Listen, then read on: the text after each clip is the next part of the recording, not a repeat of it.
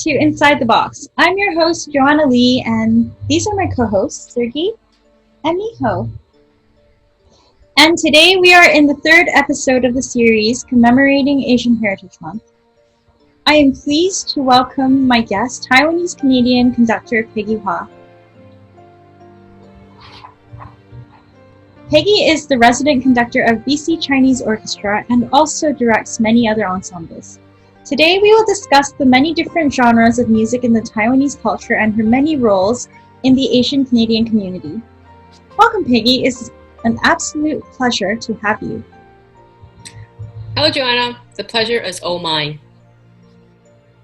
So, tell me more about your origin story. What led you to conducting? Well, it's a long story, Joanna. I originally went to Capilano University when it was a college before for music therapy degree. So that happens in the third year. So I did 2 years of my bachelor degree, a diploma, and went into the music therapy degree. But at the same time, that was also the first year that the conducting certificate degree was offered. So I took that as well on top of my music therapy degree, and then I was also accompanying 3 choirs at music degree. Yeah, so it was very busy for me, for sure. And then in conducting, I kind of just went like voila, I found my true calling. So I didn't finish up my music therapy degree. I went to UBC to finish off the rest of my bachelor degree in piano, and then did my master's in choral conducting. That's amazing. As a conductor, I know you conduct many groups. Can you elaborate on your many roles? Yeah, so I graduated in 2014, and since then I conducted many groups, more than 10. So I've done elementary school choir, I've done secondary choir, I've done 3 different voice choirs.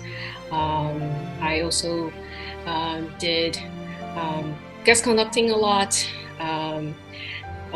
One very memorable one is 2014. I was the inaugural guest conductor of Cor Flame, which is a queer professional choir that we meet during the summer. It's a summer project. And then in 2016, I was appointed the resident conductor of the BC Chinese Orchestra, and I'm still with them. This is my 4th year with them. 2016 was a really big year for me. I also conducted VICO, the Vancouver Intercultural Orchestra, which is a very unique orchestra that combines all the different instruments in different countries, basically. So we have all the Western instruments like violin, viola, cello, there could be clarinet, bassoon, anything. And then adding Chinese instruments such as the erhu, the sheng, the dizi, the pipa, or guzheng, and also some Persian instruments such as the oud and the tabla, and as well as Vietnamese instrument, the dambao. So I had a lot of fun doing a guest conducting concert on Vietnamese repertoire. And and we commissioned many local composers in Vancouver to write the pieces. So that was a really interesting project in 2016. And then I was also appointed the sessional lecturer in UBC for choral conducting course, the undergrad choral conducting course. Just to fill in for Dr. Longer's sabbatical. So that was a very interesting experience for me. I've always wanted to try post-secondary teaching. So that was a very special memory for me, and very grateful for UBC Music for giving me that opportunity. That's amazing. Yeah. Wow. Yeah. So, And then yeah. yeah, and then since then, so currently, since then, I still conduct the number of groups. So one of them is BC Chinese Orchestra that I've mentioned. Another one is called the Left Coast Libre Chorus. I've been working with them for more than 5 years. They're a really interesting group that really advocates for minority and human rights. And so, yeah, so we often sing at rallies, at picket lines, for different issues, such as like hotel workers, teachers, strikes, or equality, marriage for Taiwan. That's absolutely important. Very important, yeah, for sure. I also conduct a little chamber choir called the Downton Singers. They've been singing together for 20-something years. So they're a really tight family, and I'm very grateful and happy to be a part of that family. They have adopted me. Yeah. And then as well as the Egret strings, also worked with them for 5 years. So string orchestra, so very different repertoire that I kind of have to pick up and learn. It's very enriching. So I worked with them for 5 years, but unfortunately I had to let them go this year because of my UBC day job. So yeah. And lastly, another choir that I still work with is the Taiwanese Egret choir. So they're a group of also about 30 people choir that have been singing together for about 20 years as well. Oh, wow. Speaking of egret choir, that's a very interesting name. What is an egret? Egret is a bird.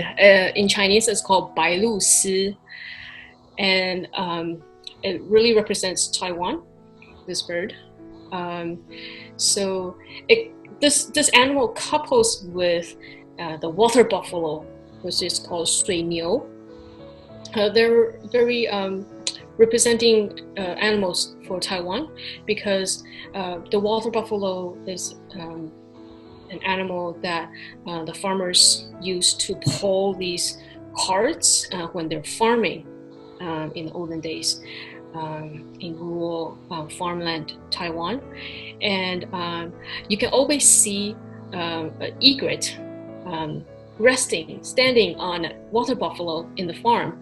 And because these two animals are symbiotic, so the egret would pick off the bugs on the buffalo for food, and then the water buffalo, yeah, and then the water buffalo is very happy to have the egret there because to get rid of bugs. So it's win-win for both of them. Absolutely, that's be nice for the water buffalo to have such an enthusiastic friend to pick away all his pests, I guess. Yeah. So the Egret choir, actually, the full name is the Egret and the Water Buffalo Choir, 白鹭鸶与水牛合唱团. So the Egret choir represents the woman in the choir, and the water buffaloes are the men. So they used to be two choirs, women's choir and men's choir, but within the past about 10 years, they have merged together to become a mixed chamber choir. Okay, it's amazing. It's great to hear that the two collaborated and became one choir. Yeah.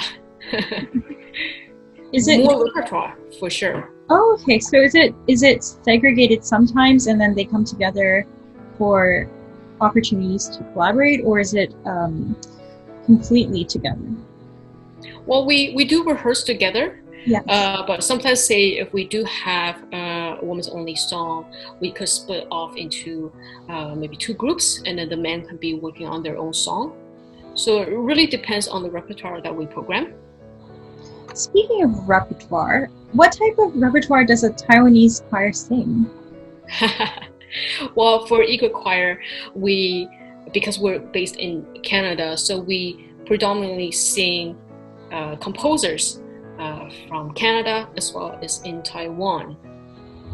So we often sing famous Taiwanese composers such as Tai Zhenshao, Xiao Tairan, Ma Shuilong, Jin Xiwen. So and then these composers, other than composing art songs, they also arranges folk music or popular music for choirs to sing. That's really interesting, Peggy. Thank you for sharing that. Can you tell me more about other Taiwanese music? Yeah. So I would like to highlight the Taiwanese opera because that's very predominantly Taiwanese-based music genre. So the Taiwanese opera originated about 400 years ago. So in the 1700s, just like opera, so it has staging and costume, makeup, and everything. But it is also very influenced by the Beijing opera. So you will see very many similarities in costume, makeup, the singing style, staging, as well as instrumentation of the background music. Yeah, but then the biggest difference between the Beijing opera and the Taiwanese opera would be the language that it is performed in. So in Taiwan, there are two main languages that we speak. Just like Canada, we have the English and the French. And then so in Taiwan, we have Mandarin as well as Taiwanese. We do have other languages such as the Hakka and Aboriginal languages, but they're more in the smaller scale compared to these two languages. So the Taiwanese opera would be based on Taiwanese. Oh, wow. Thank you for sharing that. So there is a real distinct difference between the Beijing opera and the Taiwanese opera, right? Yeah, well, definitely, because both opera styles have been kind of growing apart, kind of developing in their own way.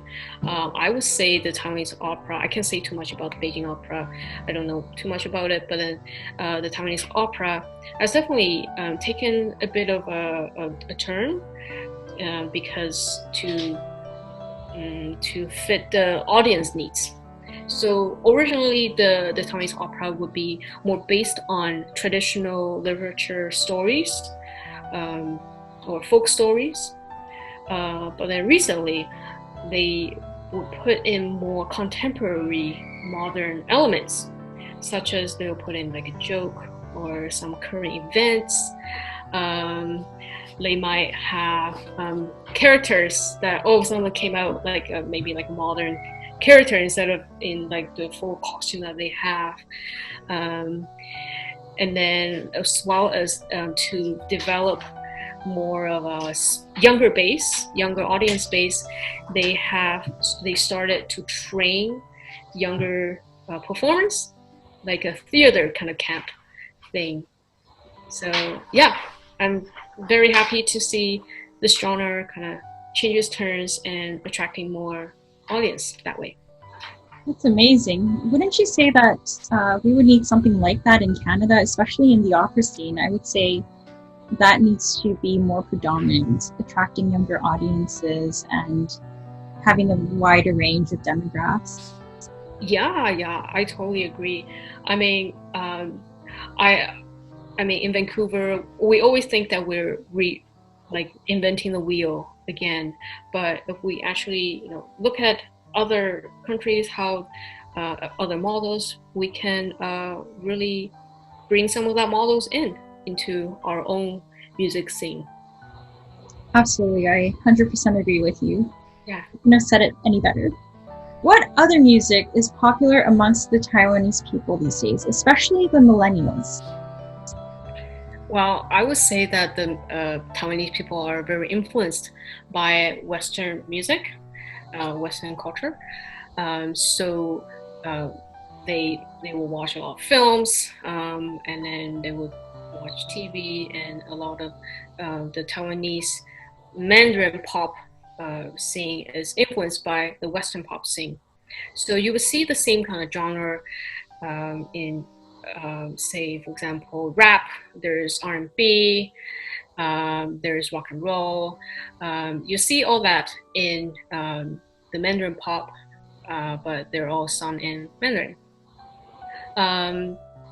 Some of the iconic mega stars over the past 20 years, which is like the golden year of the Mandarin pop golden years in Taiwan, that came out of that era is, say, Jay Chou, as well as Ame and Jolin Tai.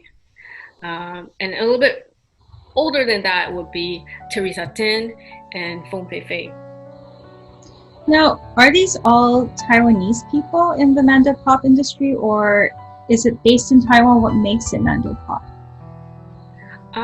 So what makes a Mando-pop? I think it's language, basically.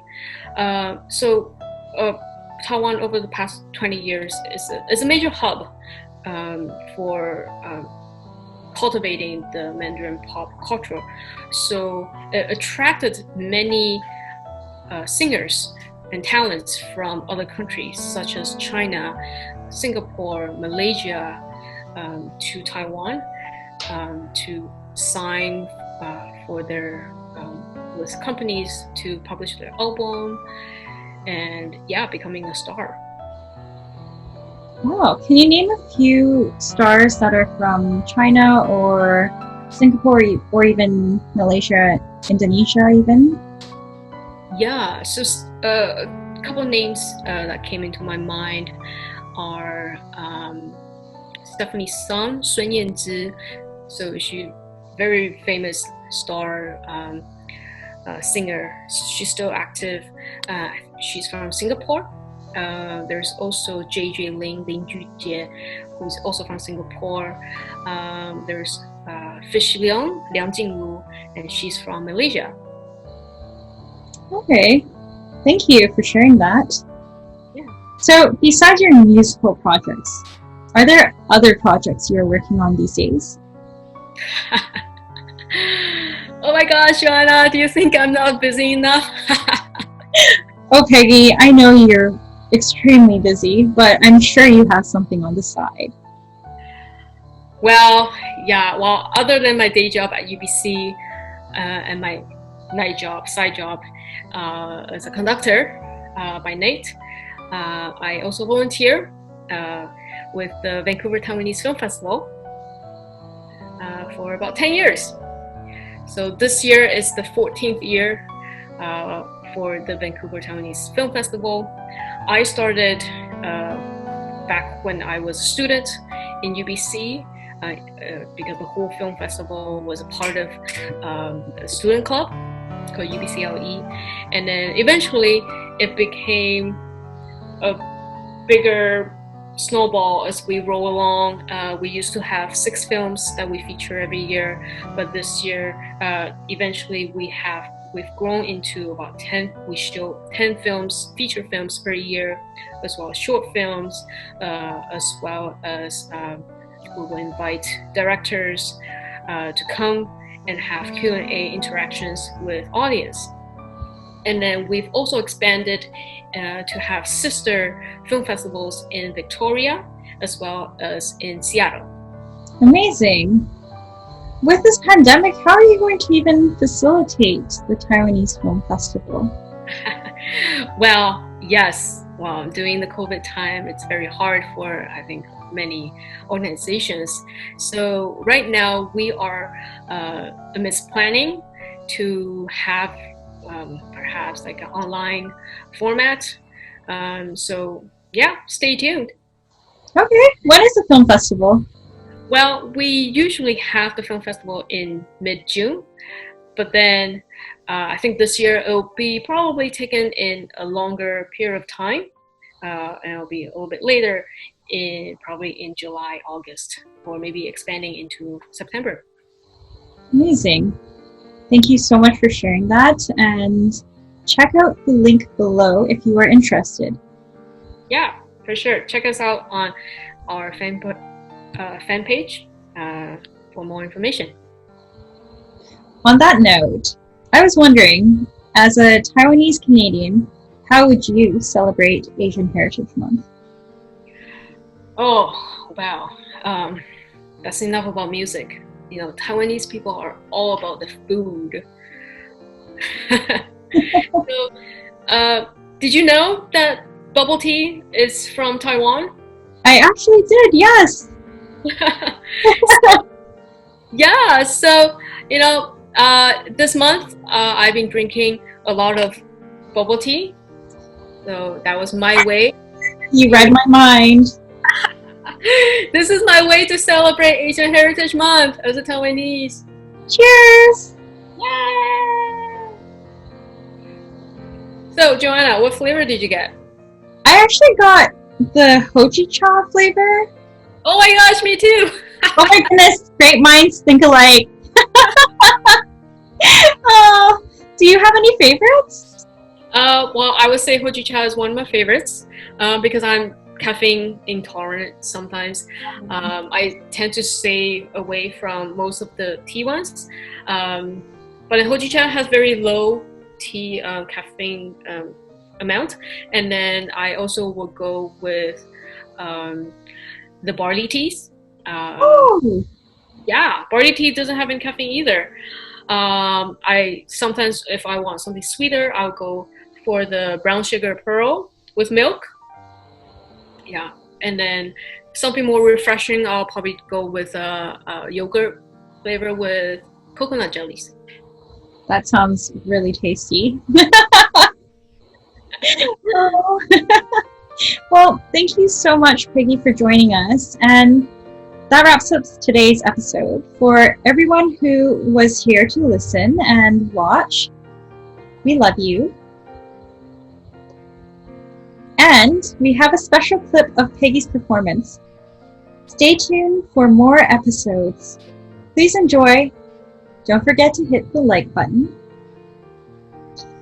Subscribe below. And hit the notification bell. Bye. Bye.